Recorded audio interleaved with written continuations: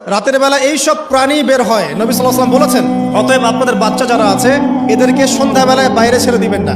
এখন কিন্তু প্রচুর ঘটনা ঘটছে, প্রচুর জিনঘটিত ঘটনা ঘটছে, জাদুটোনা করা হচ্ছে, বানটোনা করা হচ্ছে না। নবী সাল্লাল্লাহু আলাইহি ওয়াসাল্লাম বলেছেন, রাতের বেলা তোমরা বাচ্চাদেরকে সন্ধ্যাবেলা ছেড়ে দিও না, আগে ভালো করে সন্ধ্যাটা হয়ে যাক, যদি ছাড়তে হয় তারপর ছেড়ো।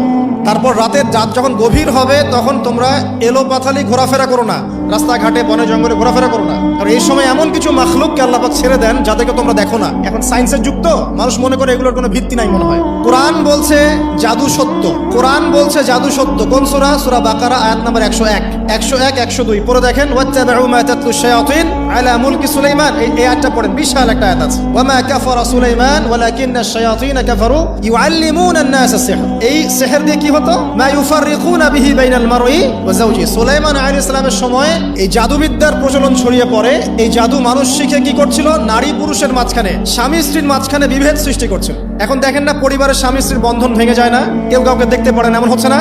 খুব ভালো সম্পর্ক হঠাৎ করে সম্পর্ক খারাপ। এই জাদুবিদ্যা সত্য। এবং এখনকার অনেক ভণ্ড যে কবিরাজগুলো বের হয়েছে, এরা জিনকে তাবে করে নিয়ে এই জিনদের মধ্য দিয়ে মানুষের মধ্যে জাদু ছড়িয়ে দিয়েছে। এই জাদুবিদ্যা সত্য। এর ফলশ্রুতিতে বহু পরিবার ধ্বংস হয়ে যাচ্ছে। দৃশ্য অদৃশ্য অনেক ক্ষতি আছে, এগুলো এখনকার সায়েন্স বিশ্বাস করে না। আর সায়েন্স বিশ্বাস